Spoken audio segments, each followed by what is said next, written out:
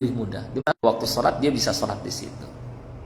Kemudian juga kemudahan agama ini juga dalam perang saja misalnya, syariat zaman dulu ghanimah, harta rampasan perang tidak boleh dimakan, lalu dikumpulkan di sebuah tempat, kemudian Allah Subhanahu wa taala kirimkan api dan memakannya.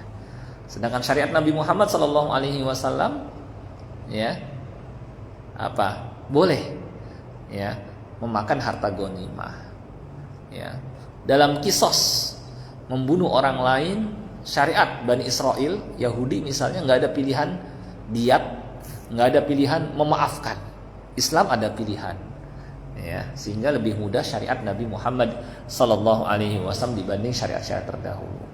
Maka kata Allah, fanuyassiruka lil yusra, kami akan mengantarkan engkau kepada jalan yang mudah. Ya. Inilah syariat Nabi Muhammad sallallahu alaihi wasallam. Maka sebagai bentuk syukurnya, beliau sering membaca surah ini dalam beberapa kesempatan. Ya. Yang kedua adalah kabar gembira yang ada di surah Al-A'la, janji Allah bahwa beliau akan hafal Al-Quran, wahyu yang diwahyukan kepadanya dan tidak akan lupa. Yaitu sanuqri'uka fala tansa, kami akan membacakan Al-Quran kepadamu dan kau tidak akan lupa. Maka Rasulullah SAW sangat bergembira sekali.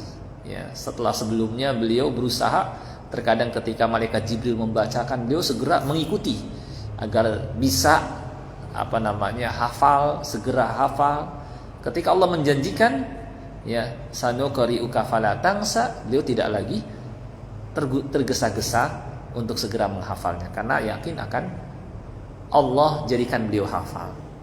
Illa masya Allah, kecuali yang dikehendaki Allah yang sudah dimansukh gitu ya oleh Allah Subhanahu wa taala. Baik, ini hal-hal berkenaan dengan surah Al-A'la, hadis-hadis berkenaan dengan surah Al-A'la. Ya. Nah, kita langsung masuk ke ayatnya ya.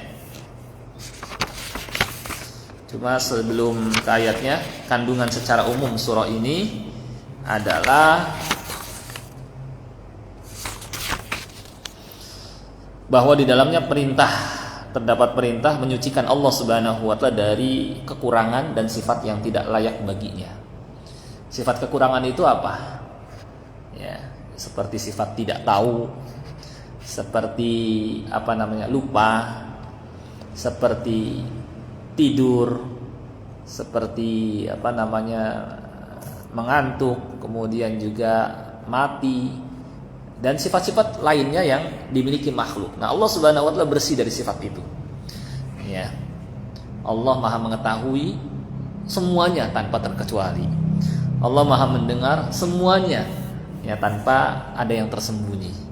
Bahkan wa ma tahta thara, Allah juga mengetahui apa yang ada di bawah tanah dan mengetahui isi hati. Ya. Kemudian Maha mendengar segalanya. Ya, bahasa apapun, suara apapun, ya. Sehingga karena Allah Maha mengetahui, Maha mendengar, enggak ada satupun makhluk yang luput dari pengawasan Allah, semua mendapatkan rezeki darinya. Maka enggak usah heran kalau hewan-hewan yang ada yang jumlahnya banyak kok masih hidup dari kemarin-marin sampai sekarang, padahal kita enggak ngasih makanan kepada mereka.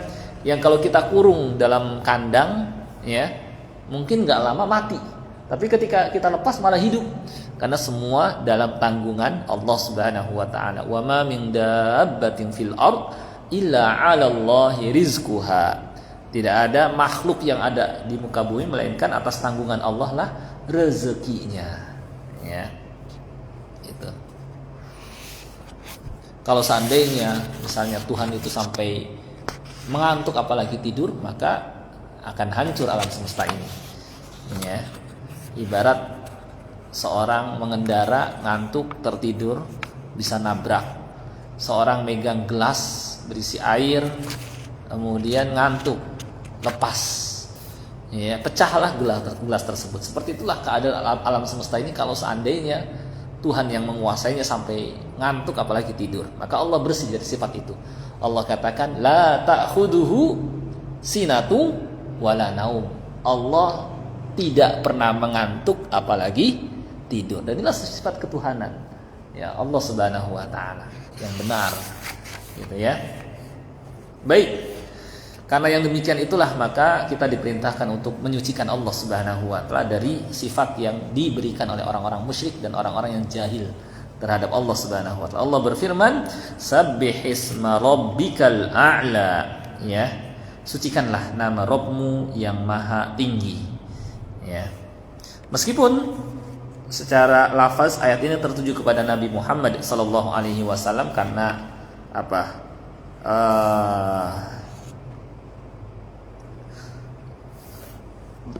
Khitabnya satu menunjukkan mufrad, tetapi kaidahnya perintah kepada Nabi Shallallahu Alaihi Wasallam adalah perintah bagi umatnya selama tidak ada yang mengkhususkan, gitu ya. Sucikanlah nama Rabbmu yang maha tinggi. Syekh Abdurrahman bin Nasir As-Sa'di menerangkan bahwa dalam ayat ini Allah Subhanahu Wa Taala memerintahkan bertasbih. Tasbih tadi sudah menyucikan Allah dari sifat yang tidak layak. Di dalamnya juga mengandung perintah berzikir dan beribadah hanya kepadanya. Ini kita diperintahkan juga beribadah, yang mana dalam ibadah kita terdapat tasbih, ya, tunduk kepada keagungannya, merendahkan diri kepada kebesarannya, dan hendaknya tasbih itu sesuai dengan keagungan Allah Subhanahu Wa Taala dengan disebut namanya yang indah lagi tinggi, ya. Dan Nabi Shallallahu Alaihi Wasallam kemudian menerapkan perintah ini dalam sholat, dalam apa? Gerakan dalam sujud, ya.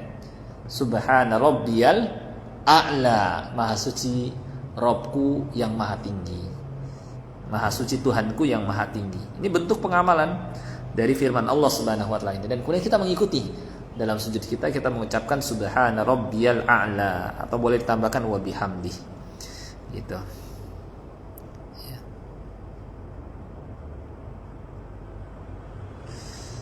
Kemudian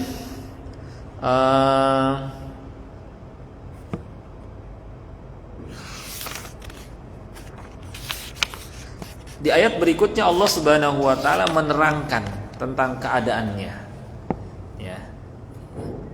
Yaitu alladzi khalaqa fasawwa, di mana Dia yang telah menciptakan makhluk yang ada. Makhluk yang ada Allah Subhanahu wa taala menciptakannya. Dan setelah menciptakan fasawwa, Allah merapihkan penciptaan itu.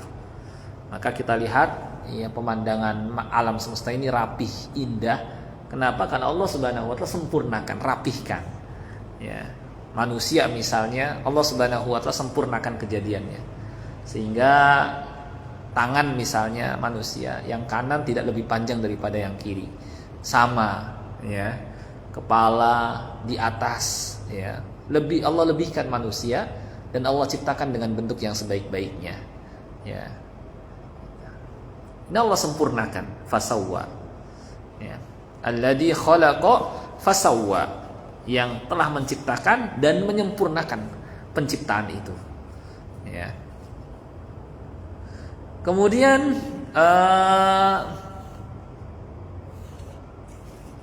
walladzi qaddara fahada, yang juga menentukan takdir masing-masing makhluk, ya, dan memberinya petunjuk, ya. Semua makhluk sudah Allah tetapkan takdirnya. Bahkan sejak kapan Allah menetapkan takdir semua makhluk? Di dalam hadis, kataballahu maqadiral khalaiq qabla an yakhluqas samawati wal ard bi 50 alf sanah. Allah Subhanahu wa taala telah menetapkan takdir seluruh makhluk sebelum Dia menciptakan langit dan bumi 50 ribu tahun sebelumnya. Sebelum ada langit bumi 50 ribu tahun, ya. 50 ribu tahun sebelum Allah menciptakan langit dan bumi, Allah sudah tetapkan nanti bakal bagaimana. Karena makhluk yang Allah pertama kali ciptakan adalah kolam, pena. Allah perintahkan kepada kolam, uktub maqadira kulli syai', ya, hatta qiyamis sa'ah. Catatlah semua yang bakal terjadi sampai tiba hari kiamat. Maka pena terus, dan sekarang sudah selesai pencatatan itu. Rufi'atil aqlam, pena telah diangkat, wa jaffatis suhuf, dan lembaran telah kering, ya. Jadi tidak bisa dirubah lagi apa yang Allah Subhanahu wa taala tetapkan di Lauh Mahfuz. Tempatnya, medianya itu namanya Lauh Mahfuz. Gitu ya. Walladzi qaddara, Allah Subhanahu wa taala sudah tetapkan. Ya. Fahada, dan memberinya petunjuk. Ya. Petunjuk di sini ada petunjuk dalam arti hidayah syar'iyah. Kepada manusia misalnya, setelah Allah Subhanahu wa taala ciptakan, Allah tidak biarkan. Allah tunjuki jalan kebaikan, jalan keburukan, jalan kebahagiaan, jalan kesengsaraan, mana baik, mana buruk, mana yang mengantarkan ke surga dan mana yang mengantarkan ke neraka. Fahada juga bisa hidayah taufik, dibantu oleh Allah Subhanahu wa taala untuk menempuh jalan tersebut. Fahada juga bisa berarti hidayah kauniyah. Apa itu hidayah kauniyah? Di sini yang ada pegang bukunya ada jawabannya. Apa hidayah kauniyah?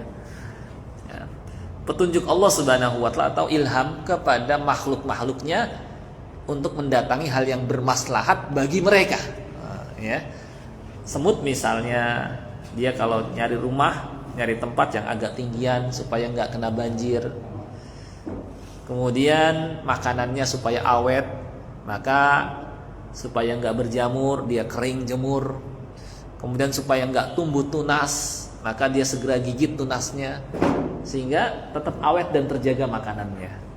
Ya, lebah misalnya mencari makanannya, ya, ke tempat-tempat tertentu. Ya, Allah ilhamkan mereka. Ya, dengan kondisi mereka yang tidak berakal, tapi kok bisa? Seakan-akan mereka makhluk yang cerdas. Gitu. Itu Allah Subhanahu wa taala memberikan hidayah, namanya hidayah kauniyah untuk alam semesta. Ya. Walladzi akhrajal mar'a, dia pula yang menumbuhkan tumbuh-tumbuhan. Yang kemudian sebagian dikonsumsi oleh manusia, ya. Mar'a juga bisa berarti rumputan, ya. Sehingga hewan ternak manusia bisa, hewan ternak ya, mereka ya bisa makannya gitu ya. Faja'alahu gutsa'an ahwa. Lalu Allah jadikan di antara rumput-rumput itu ada yang kering kehitam-hitaman setelah sebelumnya menghijau. Ada juga hewan yang makanannya rumput kering ya, dan seterusnya. Nah, inilah sebab kenapa Allah Subhanahu wa taala berhak kita tasbihkan, berhak kita sucikan. Ya, karena dia yang telah menciptakan yang sebelumnya kita nggak ada. Setelah kita diciptakan, dirapihkan, jadi kita indah tampilannya. Setelah itu Allah Subhanahu wa taala takdirkan. Dan kemudian Allah Subhanahu wa taala tunjuki kita ya ke jalan yang benar seperti apa. Allah tidak biarkan begitu saja ya tanpa membimbing kita. Maka Allah Subhanahu wa taala utus rasul dan turunkan kitab ya. Allah juga siapkan kebutuhan kita yang jasmani agar kita dapat melangsungkan kehidupan di dunia. Dengan Allah siapkan hewan-hewan, tumbuh-tumbuhan ya, agar kita bisa hidup sampai waktu yang ditentukan. Kata Allah, walakum fil ardi mustaqarru wa mata'un ilahin, dan kamu di muka bumi itu ada tempat menetap dan bisa bersenang-senang sampai waktu yang ditentukan ya. Nah ini kenapa Allah Subhanahu wa taala berhak untuk ditasbihkan, disucikan. Tasbih menyucikan Allah Subhanahu wa taala dari segala sifat yang tidak layak. Allah Maha suci dari punya anak, punya sekutu, punya tandingan, dari sifat-sifat kekurangan ya, dan sebagainya. Baik, itu mungkin tafsir ayat 1 sampai 5 ya. Mungkin supaya suasana hidup, mungkin kita bisa diskusi atau ada yang ingin bertanya silahkan. Karena kalau saya bicara terus atau sampaikan terus khawatir ngantuk. Iya. Silahkan kalau ada yang mau ditanyakan supaya ada interaktif. Gitu. Silahkan. Jelas nggak kira-kira ini maksudnya? Sabbihisma rabbikal a'la sampai faja'alahu gutsaan ahwa. Ya. Jadi kalau supaya saya mau apa saya tes kira-kira paham nggak gitu ya. Kira-kira apa maksud tasbih itu apa? Nah, biji tasbih bukan. Apa maksud tasbih intinya? Menyucikan Allah dari segala yang sifat yang tidak layak. Ya. Dan dari apa yang disifatkan oleh orang-orang musyrik kepada Allah Subhanahu wa taala. Ya. Di dalamnya juga terdapat atau mengandung perintah untuk beribadah kepada Allah Subhanahu wa taala. Ya. Makanya kan sering disebutkan kata tasbih dalam Al-Qur'an, fasabbih bihamdi rabbika bil ashyi wal ibkar. Maka bertasbihlah sambil memuji Rabbmu di pagi, di sore dan pagi hari. Ya, maksudnya beribadah. Ya, ada yang menafsirkan dengan sholat subuh, asar, atau zikir pagi, petang, ya, itu kan kita menyebut sabbihisma rabbikal a'la. Kenapa Allah berhak ditasbihkan, disucikan, dibesarkan, diagungkan? Ya, karena Dia yang menciptakan, yang setelah menciptakan Dia sempurnakan. Dia juga yang menentukan takdir seluruh makhluk, dan Dia juga yang menunjuki, ya, baik hidayah syar'iyah, ditunjuki mana jalan yang hak, mana jalan yang batil, maupun hidayah taufik, dibantu kita untuk menempuhnya, maupun hidayah kauniyah secara umum terhadap alam semesta ini, makhluk-makhluk yang ada, dengan mereka tidak punya akal tapi kok gitu ya bisa mendatangi hal yang bermaslahat bagi mereka, ya. Bagaimana sebagian hewan ada yang menggunakan berbagai macam cara untuk melindungi dirinya dari serangan musuh, ya, macam-macam. Itu hidayah dari Allah Subhanahu wa taala untuk menjaga kehidupannya, gitu ya. Kemudian di samping secara hidayah secara batin, lahir jasmani pun Allah Subhanahu wa taala siapkan kebutuhan manusia. Ditumbuhkan tumbuh-tumbuhan, diturunkan hujan dari langit.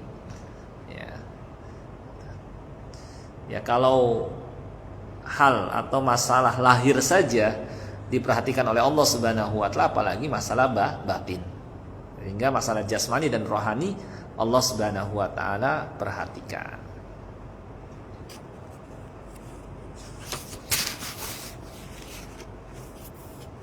Gimana Pak? Mau lanjut sedikit lagi atau gimana? Masih ada waktu. Apa diskusi aja? Kalau mau tambahin berapa ayat, 3 ayat lagi boleh, atau ya sedikit lagi ya. Ya baik deh. Nah, kemudian kata Allah Subhanahu wa taala, yang mana di sini terdapat penjagaan Allah Subhanahu wa taala terhadap Al-Qur'an. Ya. Sanuqari'uka fala tansa. Kami akan membacakan Al-Qur'an kepadamu sehingga engkau tidak akan lupa. Ya, maka bergembira Rasulullah SAW karena akan disampaikan wahyu dan beliau akan ingat, nggak akan lupa. Ya.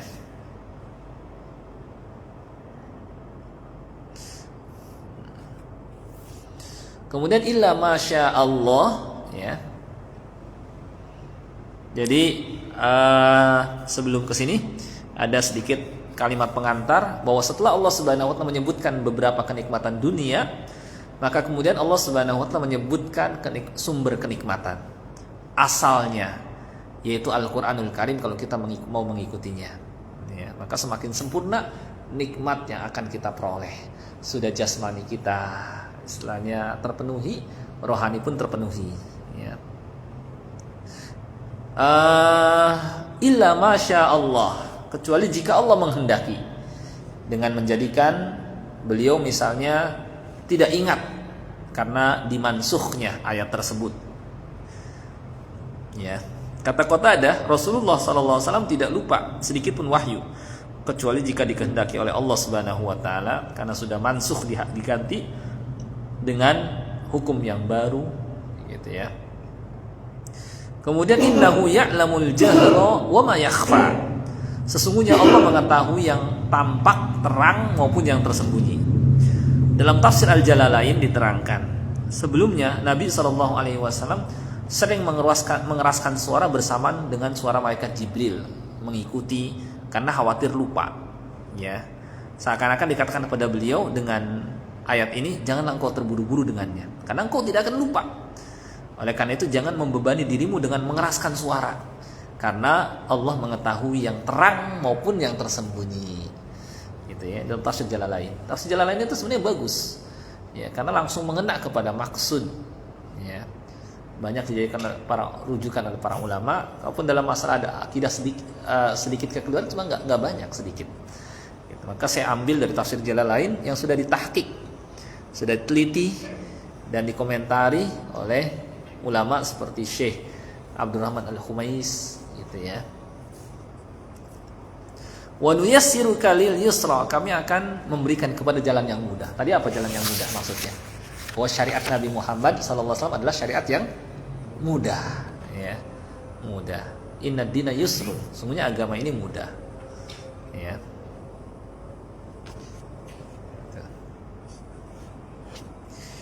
Nah, kemudian baru disampaikan tugas Nabi SAW, fadzakir, maka berilah peringatan. Inna fa'ati dzikra, kalau peringatan itu dipandang bermanfaat. Ya. Nanti akan ada fikihnya di sini sedikit kita tambahkan. Bahwa fadzakir, berilah peringatan. Ya, perintah untuk mengingatkan manusia. Ya. Karena memang Rasulullah SAW sebagai Rasul, ya, ini sudah punya kewajiban menyampaikan. Ya. Maka kemudian beliau menyampaikan mengikuti perintah Allah Subhanahu wa taala ini. Tapi ada kalimat inna fa'ati dzikra, kalau peringatan itu bermanfaat. Ya. Ini ada beberapa rincian. Jadi begini. Sebagian ulama menafsirkan kalau peringatan itu tampak tidak bermanfaat baginya, maka tidak perlu mengingatkan.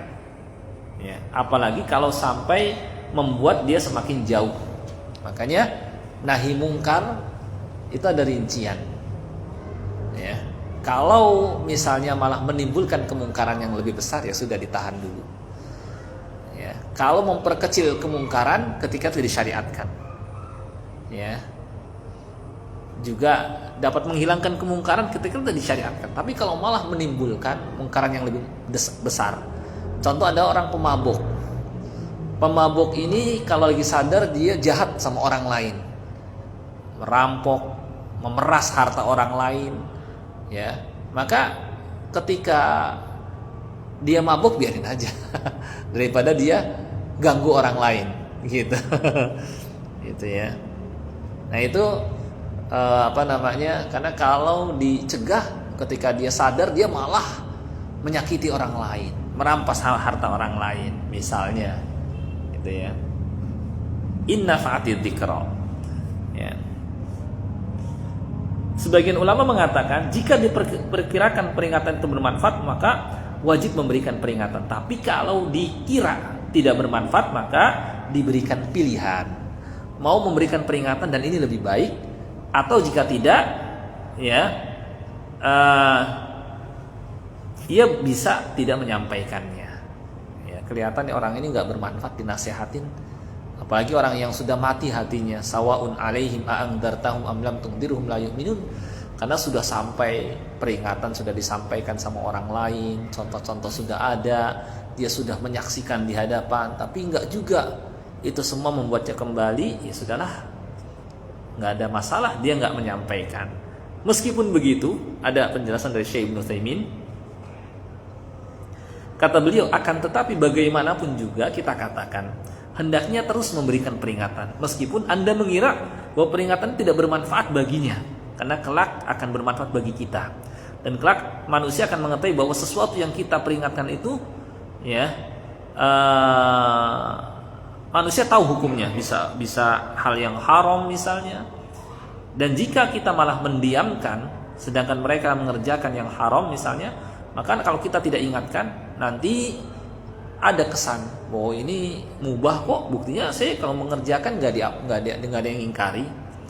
Maka menurut beliau, ya, hendaknya terus diberikan peringatan, dan syariat ini perlu disebarluaskan. Mau bermanfaat bagi yang disampaikan maupun bagi dia nggak bermanfaat, disampaikan. Yang penting sudah disampaikan, gitu ya. Nah, itu contoh kisah Syekh Abdul Razak, ya kan? Syekh Abdul Razak pernah di bulan Ramadan menemui kumpulan para pemuda yang mereka tidak manfaatkan malam-malam 10 terakhir bulan Ramadan.